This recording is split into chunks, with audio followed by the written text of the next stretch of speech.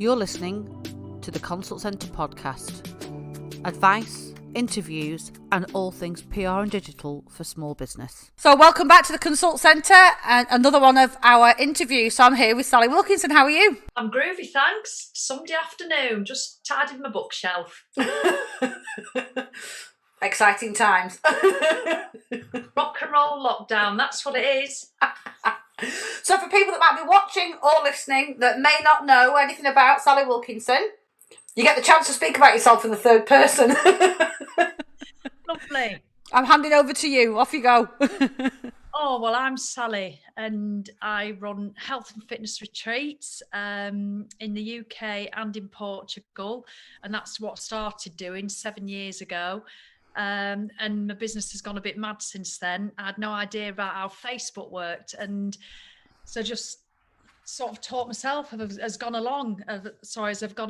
And I've ended up, which is wonderful, a thriving Facebook community and private monthly membership, which have a lot of lovely ladies in there.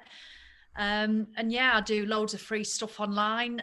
Certainly with the lockdown and what have you, been the first lockdown, I did free fitness 5 days a week for 15 weeks, and it was just wonderful. But I just love it. I just love being involved in people's transformations of mind, you know, as well as body. It's just great. And my husband, he's heavily involved now as well. So it's a family run affair. So what got you into it? How did you start fitness in general, first of all? Let's start that. Well, fitness in general, when I met my husband, we've been married for, 27 years. And I was 17 when I met him and I wasn't fit at all. And he was super fit and I had no intention of being fit 'cause I didn't like it.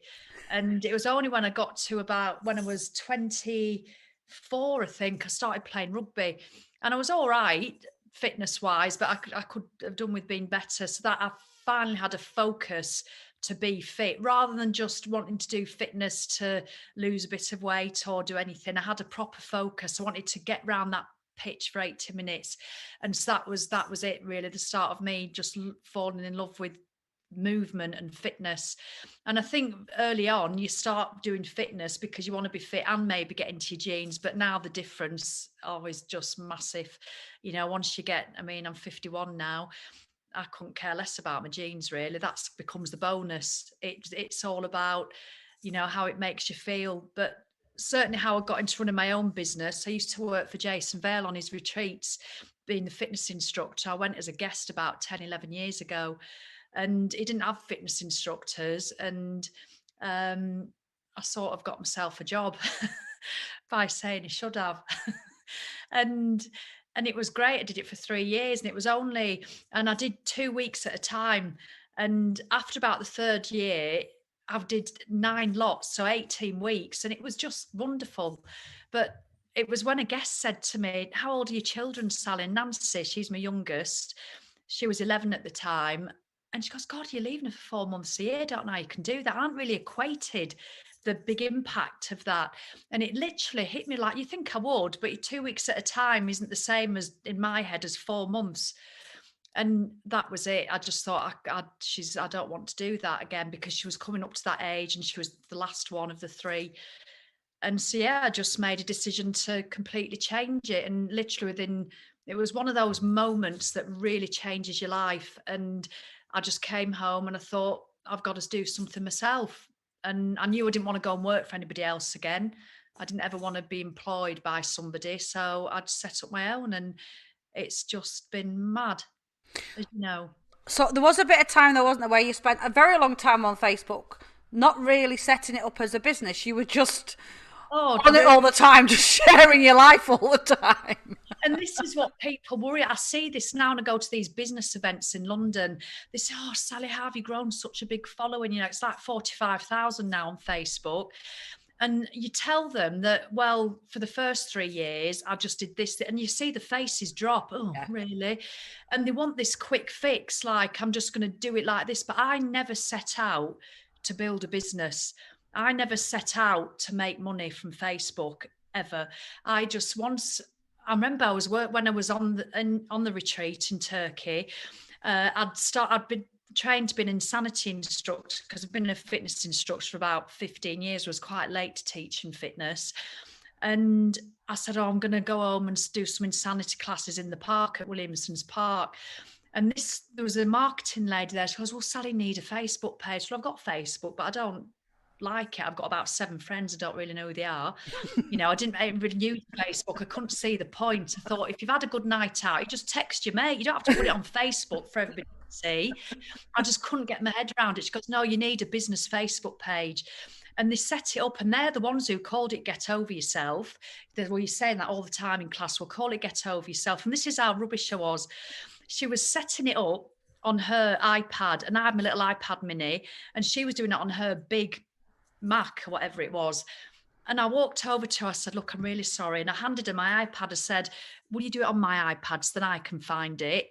And she just went, oh my God, she goes, this is, and that's sort of where it started. And anyway, so the guests liked my page. So Get Over Yourself was born. And I left that retreat with 14 likes. I literally thought I was some business tycoon.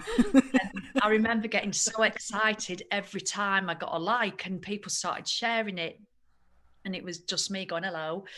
And it was just mad. And I still then had no idea the power of social media. So when I did my first retreat, I documented it on this business Facebook page, which is now obviously Get Over Yourself.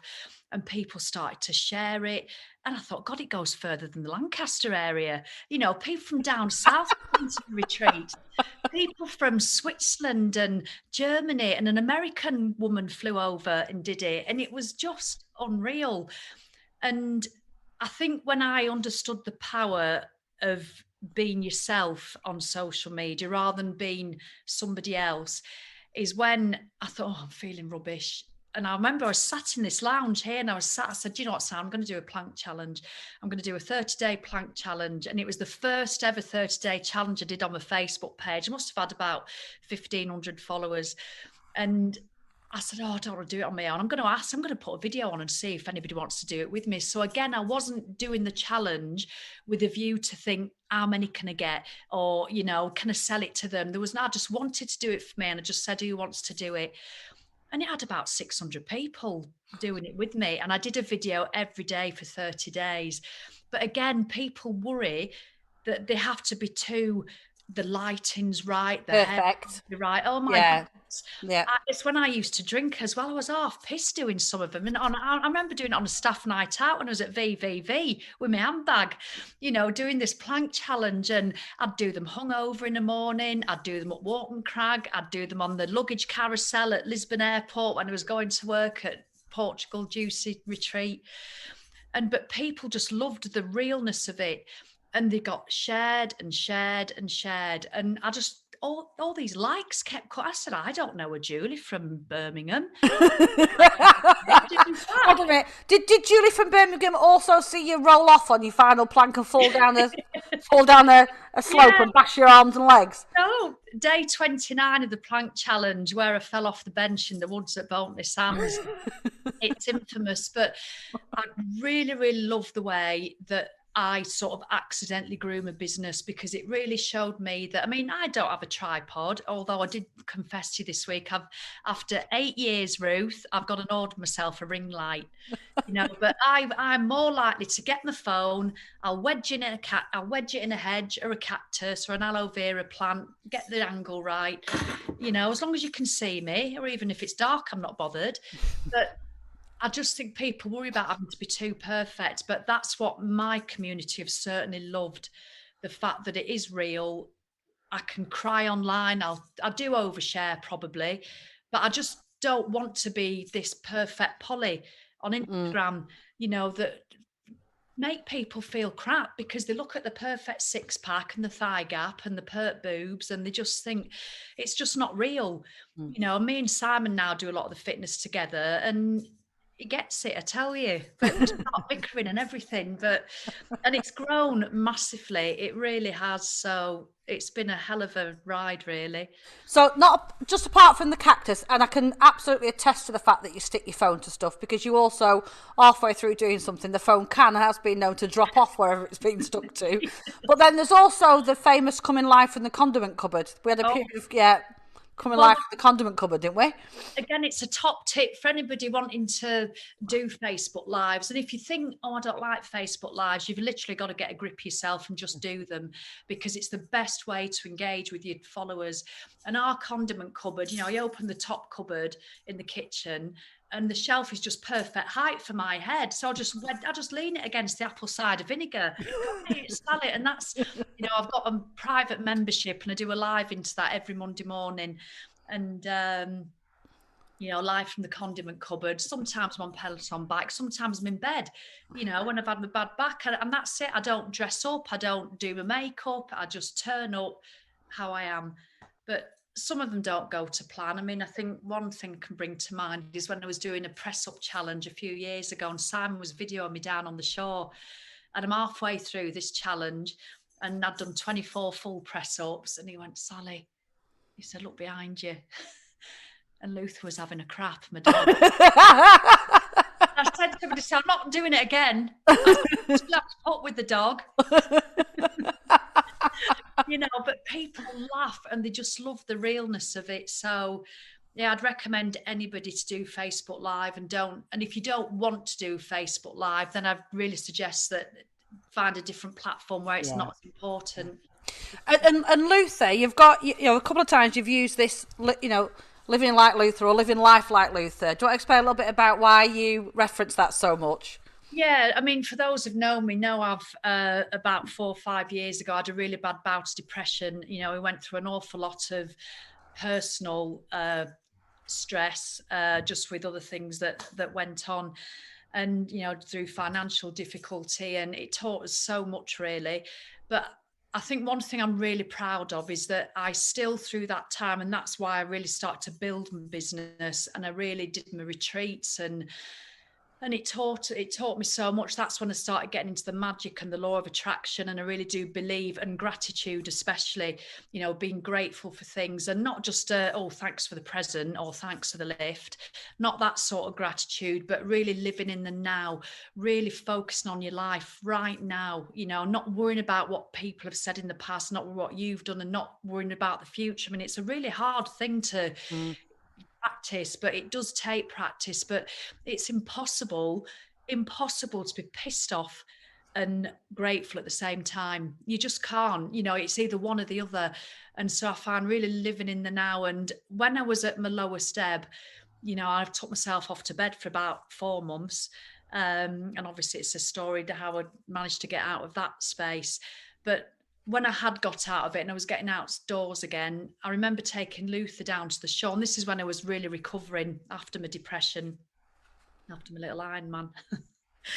And I remember just being so grateful for it, and all the stuff that had happened, still having gratitude for it. And I remember down on the shore just watching Luther, and I just videoed him, because I do little videos when I'm out, and I'll put them on my Instagram or my Facebook at another time, or I might do it live. But I just wanted to watch him myself without having to speak. And I just watched him, and he was chasing the birds, and he was running around, and he was literally just living in the moment. I mean, they're amazing. He wasn't worried about what Fred the dog, who just walked past him, said to him last week. He wasn't thinking about what he's going to have for his tea, or he's getting a bit fat because he's middle-aged. He wasn't thinking about any of that. I know he's a dog, but it was to see him just being so joyful, chasing and barking at these birds. But the beauty of it was, these birds are high up in the sky, and he's not got a cat and else chance of getting them. But the thing is, he really believed that he could. And I thought, oh my God, having that belief, you know, he's living in the moment with that belief that he's capable of anything. And I think we can, and so I've just coined this phrase, live like Luther, and all my community know it, you know, just live like Luther. And it's just, I think if we all could sometimes do that, it's easier said than done, and it takes practice, but just start small by just even waking up in the morning. And it's so easy to go into your default setting, because you know what it's like, Ruth, running your own business. Sometimes it all becomes overwhelming and you think, oh, I've got that to do. And it's so easy to wake up in the morning and go, oh God, oh, my back's sore and I've got that to do, and I wish I'd not agreed to that, and I've got all that response in those emails.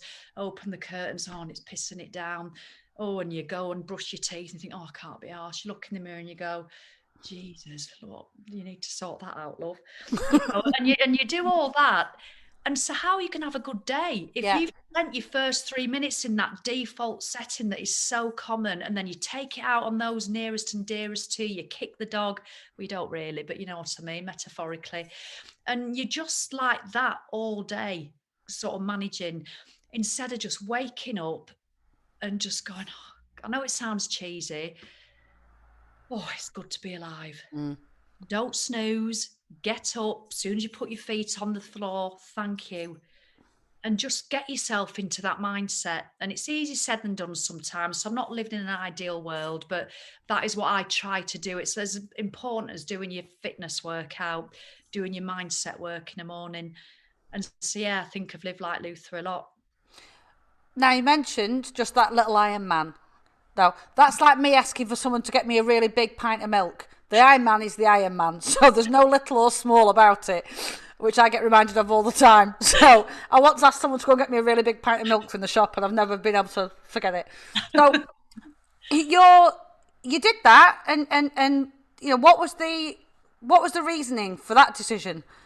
Well, I know it's a mad decision, considering I've never done any triathlon in the past. I'd never done a mini one or anything.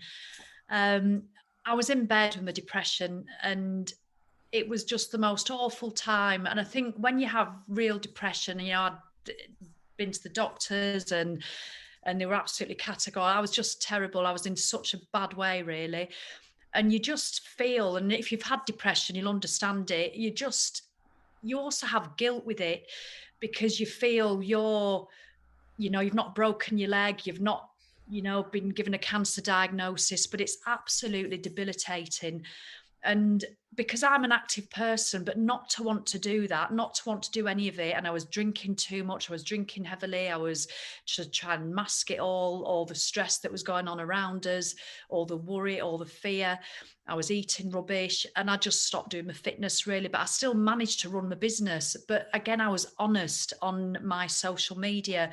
And I'm so glad, because if I'd have painted this perfect picture all the time and then I was depressed, how would they know? I mean, I didn't go on as often. Sam used to come and get me out of bed. He says, Sally, you've got a video to do. And I go, oh, for God's sake. And I'd go on and go, hiya, and it was really hard. But it was odd, because I could be myself with my followers. And when I was doing my retreats, it was when I was doing a retreat, and I spoke in one of the talks that I didn't actually spoke about it. And I was in bits, and they were all just so amazing. And I realized that talking about it was, I hadn't really told a lot of my followers, but then I just did this big post, and I just was honest about it. And the support was utterly unreal.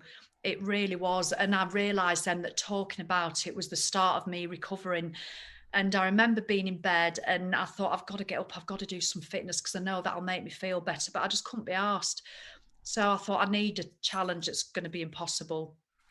A 10K. As you do. Yeah. And I'd read a book called Operation Ironman by George Mahmood. It is even if you're not into fitness, it's a fantastic book. It just shows that you just go for it.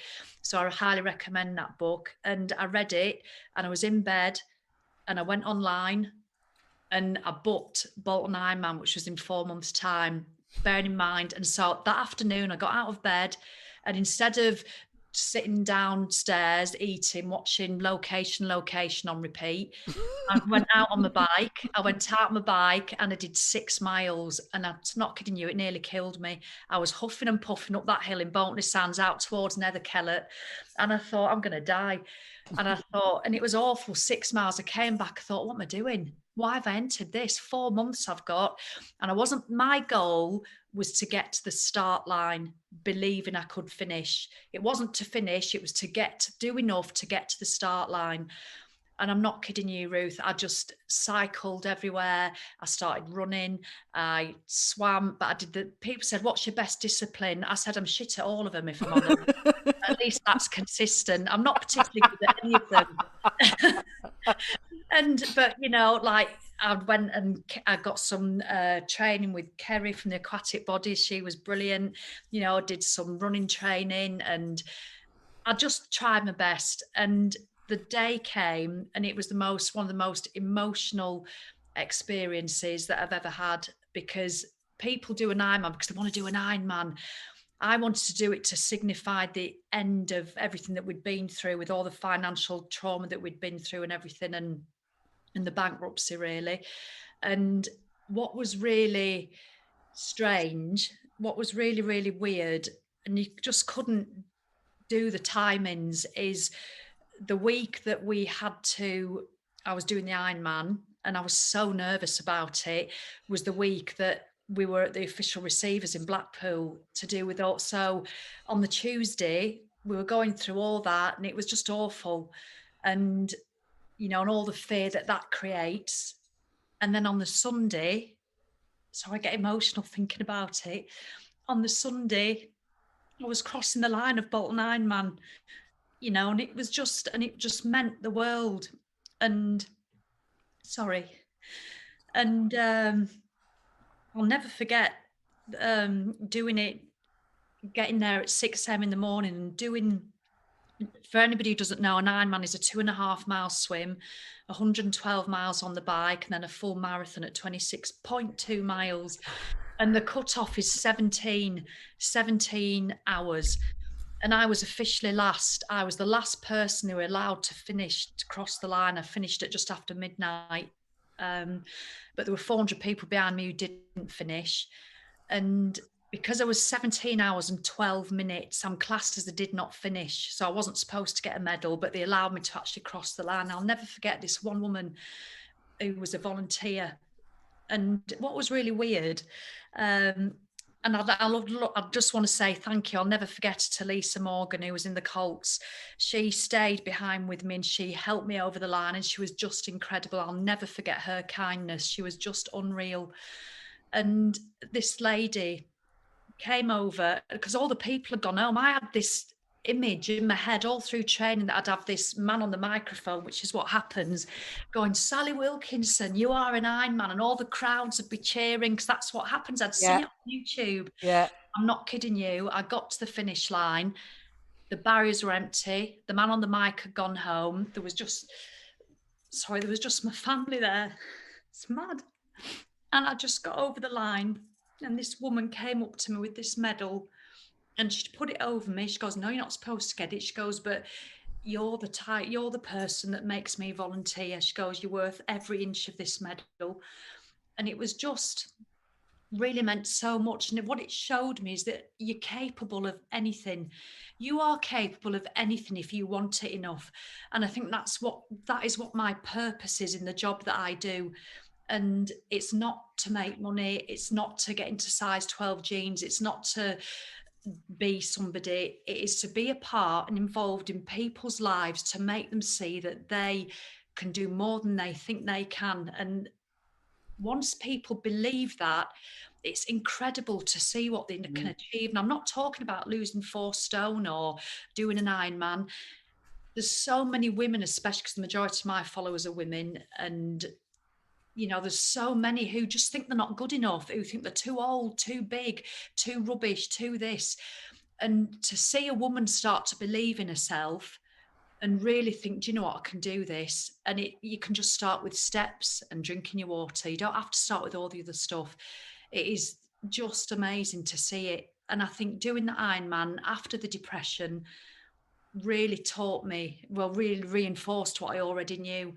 And I just love to give that belief to other people, or not give it to them, but make them see it. Yeah. That it's possible. Because I think that's also part of the tribe that you have, and your monthly membership that you talk about. A lot of that is on this basis of best version of you, not trying to compete with Brenda down the road, or Janice. Janice, or whatever. Yeah, your self-worth being measured by somebody else's achievement is just a load of bollocks. So, but when you're in your tribe, so when you're in that tribe, there is that almost is just a seam that runs through everything that you do, isn't it? It's my biggest belief. It is. I mean, I have these fictitious characters in my head, Janice, Julie and Tracy, and they're always cool because I role play with myself on my lives, because how many times we've sat there going, "Oh, I can't be arsed. I'm role playing now. Oh, I can't be arsed. I just can't be arsed. And what a day I've had. I was going to do that workout, but sod it. Si, can you pass us those hobnobs and the bag of quavers? Fuck it, I'm just going to do that. I'm not doing a workout. Can't be asked. And that's what women do. That's what we do. And the biggest thing that stops women there's over 500 ladies in my membership, and they're absolutely phenomenal. And the biggest thing that stops somebody from progressing is because they're comparing themselves to somebody else. And I go on and on and on about it. You do you. You might just be doing, when somebody comes into the membership, I said, everybody just start. Don't even count, don't even do a target, but just start drinking your water and counting your steps, and there's loads of fitness on there that they can do if they want to go straight into it. And it's making these small daily changes. It's all about giving yourself these small little wins. And I know it's a bit of a cliche, but they add up to make the biggest difference. And when somebody says, oh, I don't like water, well, they get the death stare for once, because it's a non-negotiable. You drink your water and you do your steps. And you build up, and then when they think, oh my God, I've done 10,000 steps, and do you know what, and then I got my bike out, and then do you know what, I did this, and then I did a workout off the website. And then there's always somebody struggling in the membership, and there's always somebody buzzing. And it's learning the ability not to let the people who are buzzing do your head in, because they're just doing their thing. But quite often the people who are struggling, we do this in life, like we might compare ourselves to somebody on social media. You're up there looking at them, and instead of going, oh, that's ace, I want to go and do that, you think, oh, that's ace, but I feel shit, I'm not good enough, I'm not going to do that, so I'm just going to walk away and be shit. And that's what we do. And what being in the tribe is all about, and what my ethos is to get people to see that it's all right to feel shit, it's all right to feel crap. It is not possible to be up here all the time. I'm not there all the time. I was down there for 3 months from a bad back before Christmas, crying and blubbing all the time, eating Lindor balls all the time, and eating shite and hardly doing anything, putting a stone and a half on. That was me. But I'm not there now. I'm on my way up again. But all I love to do is to get people to spend as little time here as possible, but also importantly to accept that when they are down there, I hope you understand in this analogy, when they are down there, that it's fine, that it's all right. It doesn't mean they're rubbish. It doesn't mean they're failing. It doesn't mean anything. It's just what it is. And I think my biggest bugbear, Ruth, you'll have to shut me up in a minute. My biggest bugbear that I hear is when, well, I've got loads of them, but I'll just tell you one, is when we go, oh yeah, I was doing really well, and then life gets in the way. Oh, and they don't say that in my tribe because they know they're going to get it. What do you mean life gets in the way? But they use it as an excuse. Yeah. Life gets in the way. Yeah. I'm sorry. Hello, Janice.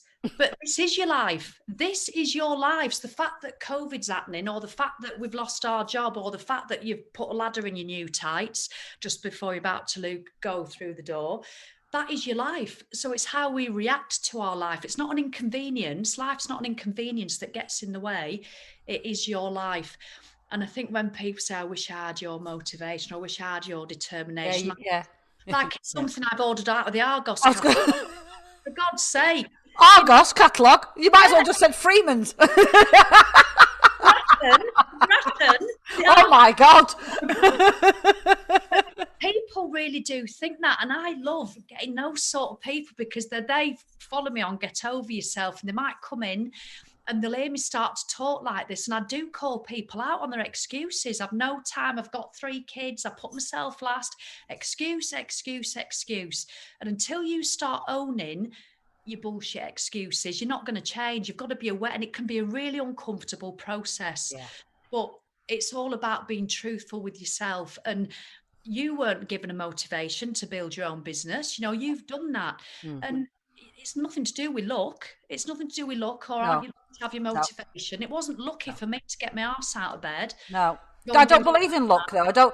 I think, my definition of luck is when really good prep meets a really good opportunity. Yeah. And rather than letting it walk past you and thinking, oh, I wish I'd done that, I just grip it by its throat and make sure that I take everything I can out of it. But it's not luck. There's been, for me, luck is stepping off a pavement and just about missing the bus that's about to clear you out. Yes, I consider that lucky. I don't consider getting up at 6 o'clock every day and working your guts out lucky. I think that's No. a different I thing mean, well, altogether. we have our coaching session, don't we? That's Ruth coaching me, by the way. But just to clear that, at 7 a.m., we have it at 7 a.m. every Friday morning. You Yeah. know, and we could choose to do it later, but you know, I like an early morning, then it sets me up for the day. But it's just all those little things. It's not worrying about what other people think, which I fall foul of a lot of the time. But you know, I this is the sort of thing I teach in my membership, and it's all the fitness and it's everything else. But people think, oh, it's just fitness. It's not. It's so much more than that. It's all this sort of stuff and getting this self-belief. And I just love doing it. And I can't believe it really that you get to the age of 46 when I started this and thought, this is what I want to do. So the other thing that you'd stuck to and really put your mind to, so, you know, a marathon, you know, a bit of a swim, like you do, just, you know, a bit of an Ironman, was that you also decided to go alcohol free. I did.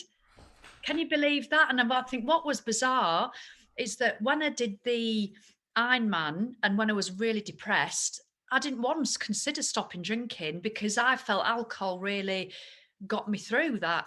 But I was starting to drink really quite heavily. I mean, I never used to drink a lot. In fact, I never used to drink until I went out. And it's only about the last 10 years that I started drinking a lot more and then started drinking at home, like a lot of people do. And then they'll share a bottle of wine every night and then you'll stop sharing it and just drink it yourself every night, you know, and then you'd not drink on a Monday because you didn't want to be drinking 7 days a week. So Monday, Tuesday, you might not do it, but it was a bit of an effort. And I felt it really start to increase. And I just didn't like it. I didn't like the fact that I'd have a bottle sometimes, and then sometimes I might open a second one. And when you open the first one, it's wine o'clock. And all my birthday cards used to have wine references on. And I remember thinking, it didn't annoy me, but I remember thinking, I wasn't happy with how I was struggling not to drink like on a Monday and Tuesday. And I could never understand people who could go out. I remember sponsoring you once because you were doing, do you remember? And in fact, you did it again. I think I gave you about 30 quid. No, it's quite, I did. So what, you sent me a message that said, I've sponsored you, you must be mental. And then I extended it for another 30 days and you just sent me one saying, no, not again. That was... I thought, what a weirdo. Good job I don't know her that well because I don't want to go out with her. And that's how I used to think, you know. But now, and I just decided to, somebody had recommended like one beer, and I thought, oh, I'll have a look. And I thought, you know what, I'll do the sort of dry January. I'll try and see if I can do it. And I did, and it got to day about 20, and I hated it. I'll be honest. I used to watch the Six Nations. Don't ever do it in February because the Six Nations drinking peppermint tea was rubbish. And I was sat there going, I hate this alcohol free. It's rubbish. But I just thought, do you know what? I'd need more than just a month. And so I thought I'll do 90 days. And then when I got to 90 days, I thought I'm going to do a year. And then once a year had done, I knew I wasn't drinking that year. But when a year had passed, I thought I can have a drink now. And I thought, well, if I really want one, I'll have one. But I didn't want one enough. I learned so much about myself. My business just took off, as you know, because I've been working with you for a few years now. And you've seen the rise of it and how much more I achieved because of it. And when I used to drink any things that perhaps I'd sort them, but there'd always be, you know, I'll have a drink tonight, forget about it tonight, I'll have a drink, I'm stressed, and I'd do it the next day feeling under par, not hungover, but just I felt alcohol was always in my system and I didn't want it. So yeah, I just stopped. I did have a few experimentals of the second half of last year here and there, but nothing major.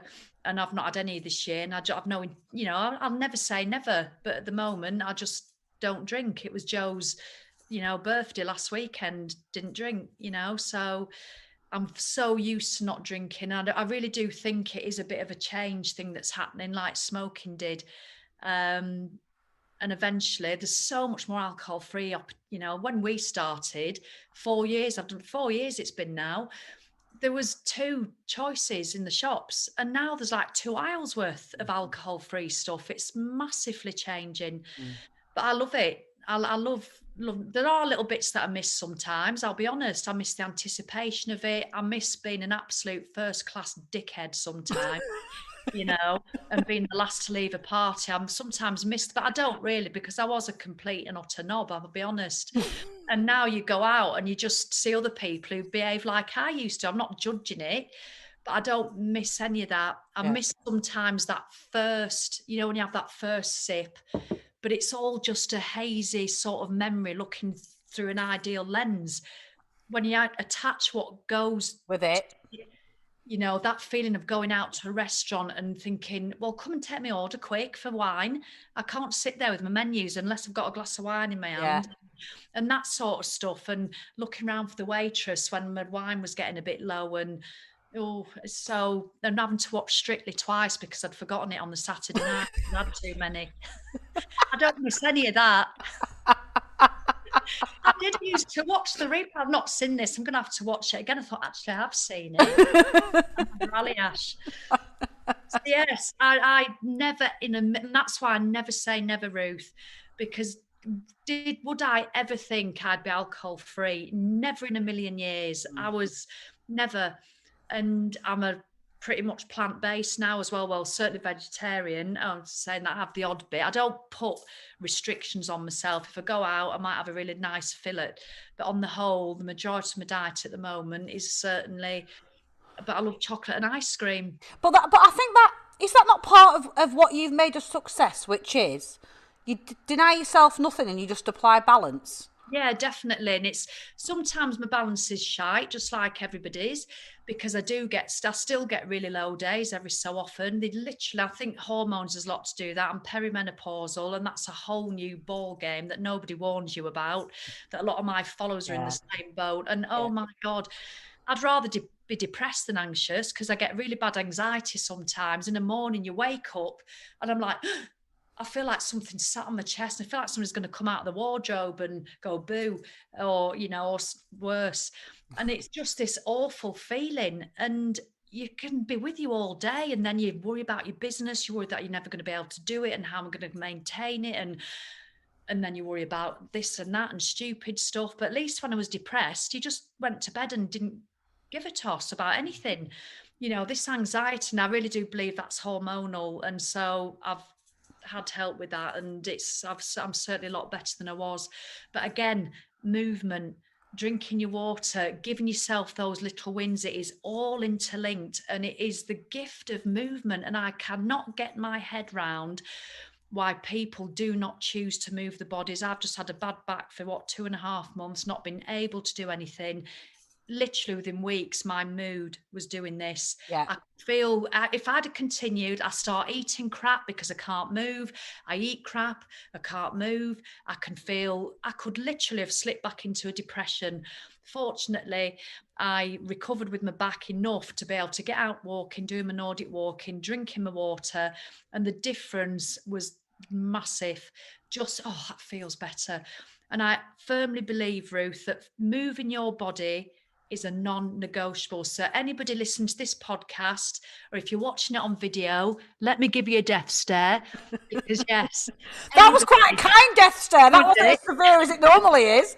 I'm not even bothered if I'm getting on your nerves, but if you choose just not to move because you think you're too busy, or you don't have time, or you don't like it, when you're younger, you can get away with that. But literally, as you're getting older, your choice is either to move your body now regularly. I'm not telling you don't have to do HIIT sessions every day. Just walk. Just do something. Yeah. If you do not do it, you will just be surviving for the last 10, 20 years of your life.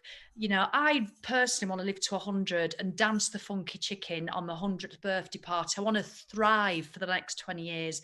I don't want to get to 75, 80 and just be really immobile, because just you existing all the time and just existing. And yes, I might get a disease that I can't do anything about. I might have an accident that I can't do anything about, but there's so much I can do about it. And it is the choices we make now that are going to make the biggest difference to be healthy, to eat well most of the time. And you know what? When you go and have an ice cream or chocolate, don't do it with a fuck it attitude, going, oh, I hate this, I bloody hell, I've had it, I've ruined my diet, so I might as well carry on. Sit and eat your ice cream with such enjoyment, and so have a duvet day sometimes if you can. You know, stay in bed, watch Netflix, have an egg sandwich and a box of Lindor balls. You're not going to put a stone on because of that. It's all part of life. And don't count it, you know, macros, pacros, chakros, whatever. Just balance. Right. So, well, okay. So on the point of balance, on the point of working so hard as you do, you've also got a bit of a famous mate in Mr. Joe Wicks. Tell us how you managed just, well, to basically charm the arse off Joe Wicks. You know what? He's my absolute, the reason I love him. So I followed him from the beginning. And I remember when I started my retreats, I remember doing them at VVV. When he first took off, he had a big article in the Sunday Times magazine going back about 5-6 years, and a big article. And I just started following him. And it's when he was doing all his recipes from his flat in Surbiton and stuff. And I've just seen him grow hugely. But why I love him so much is because and I'm not don't mean to sound patronising, obviously I'm a lot older than him. I'm just about old enough to be his mother, you know, but when he started, you can tell he's always had this ethos that it is about purpose. He's not set out to make money, and he makes that perfectly clear, but he has done because of it. He's worked hard, he's not given up, and he speaks about this openly, but he just wants to help people. And even now, and he gets trolled for this, that, and the other, like a lot of people do. But even now, I know he's making an absolute bloody fortune, but it's because of a byproduct of what he's done. You know, it's because he's wanted to serve people, he's wanted to help them. And to watch how he's grown his business has been absolutely incredible. And also that I remember meeting him a few times at his book signings, and because I've done his plan a couple of times, but I've never done it. I do it to get the recipes and the workouts, and just because I love being involved in his stuff, because I love the way he works and I love his workouts. And I was in his social media group, and I was doing a video quite often after I'd done my workout, and all his lot, you know, and I'm just saying the stuff for saying my own community. And he commented on quite a few of them. And when I went down to a book signing and the room was really dark, I was stood right at the back, and we could ask her. And I went, hi, Joe. I went, oh my God, is that Sally? You know, I goes, what do you mean? He goes, well, I recognise your voice anywhere. And it was so lovely to meet him. And he was just wonderful. And I said to him, I said, how do you cope when people are shit to you, you know, and the haters and the trolls? And he said he had to make a decision right at the beginning that he just chooses to ignore it. And I think that takes a hell of a lot to be able to do it, because it's hard. Yeah, absolutely. When you do get trolled, I've been called a gobshite, all sorts of stuff, you know, by the tiny minority. But it can, especially if you're feeling depressed or a bit low and vulnerable, absolutely, it's really stop you in your tracks. And he says, honestly, you just got to focus on the good. So I've met him a few times, and you know, you have a few messages backwards and forwards, but he engages with his followers. Obviously, I'm not the only one engaged with loads of his followers. He makes them feel really, and I think that's one thing I've always done. Way before I met Joe, you know, knew Joe Wicks, I really believe when I do a Facebook Live, I cannot understand, Ruth, how people do a Facebook Live, unless they're massive like Joe Wicks, but if they're just like my sort of community, you ask a question on your Facebook page, you see so many people not going back and answering them, not in the comments. It's my favourite bit. It takes me hours and it really is. It really is. You know, the epitome of getting to, you know, get too big for your boots is that. And I was speaking to someone yesterday who said something very similar around, you know, remember on your way up, remember those people on your way up, and care for those people. But he will spend hours still engaged on Instagram. When you do a message, and he'll send you a voice note back. And I know when he was really struggling, and I just sent him a message, just said, look, because I know what it's like. I know obviously he's got a lot bigger following than me, but the principle's the same. And I give to my following. I know I do. And I know he does with his. And sometimes that's more, that's well, not some, but that's more exhausting than doing the fitness and doing all that. And he take on a lot of people's stuff. I know he gets motivated like that, but I can see how sometimes he struggles with it. So I just sent him this message, and he was just so kind and gracious, messaged me back, and he says, "You're always supporting me." And you know, and I do, and I'll support him to the hill. I've signed up to his app. I don't see it as competition. I recommend it to my followers, and I think that's really important. There's enough for everybody to go round. Yeah. So you get a lot of businesses, like people who are in my field in the fitness. Oh, I can't recommend that because that's my sort of thing. It's an absolute utter nonsense, you know, and especially with women and women supporting women. I had a good conversation with a trainer this morning who said, "I'm loving your Nordic walking course." And she's a fitness trainer, and she says, "I love recommending you, you know, and I love what you do, and it makes me feel really." And I thought, how wonderful of her to say that to another trainer. But I try and do that all the time. You know, there's a whole community of us really. So I think that's really important to know that there is enough for everybody to go around, and there's no competition. Joe Wicks has got his followers. I've got mine. There's obviously a crossover because he's got some menopausal women, you know, and I've met some wonderful people through his community. But neither of us are suffering. Do you know what I mean? Yeah, and absolutely. I just love the man. I genuinely do. So, yeah, it's great. So just to finish up, we're going to put some links to your YouTube channel and your Insta and your Facebook, and links to the tribe and courses and stuff on when we post this out on the podcast and on a video platform. But if you had just one piece of advice to finish on, whether it's for business or whether it's personal, I can see you've got it already because you just had that little twinkle in your eye then slightly. Because I've got pins and needles. That's what it is. What would that piece of advice be? What's the most valuable thing, do you think, for you? One thing that did it for me when I really decided to make a change, because I've been a lot bigger than I am now, and didn't know what to do with what I want to do with my life, is the quote that I don't remember where I saw it. It was just a comment, but I use it all the time. Don't ever leave this earth without experiencing just how amazing you can really feel.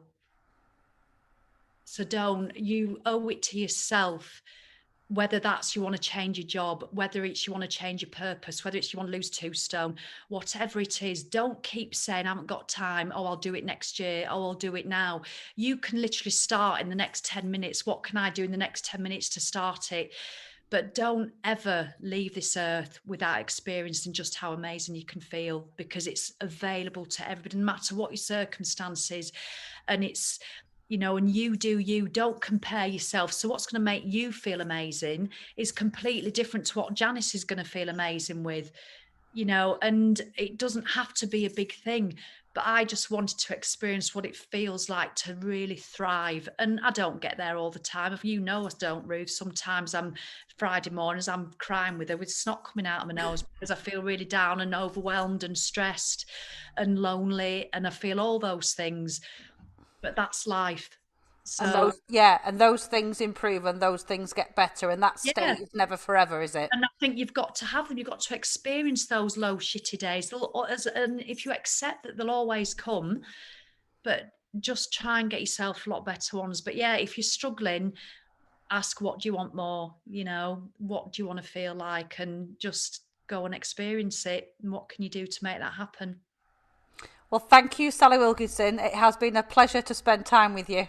It's a pleasure, yes. And I'm now going to let you get off the floor so your pins and needles aren't quite so bad. I'll do a lovely stretch. Lovely to chat to you. And I'll see you soon. Keep drinking your water, Ruth. I'll be checking. Death stare. Bye for now. Bye. You've been listening to the Consult Centre podcast. Be sure to subscribe for more upcoming episodes. Thanks for listening.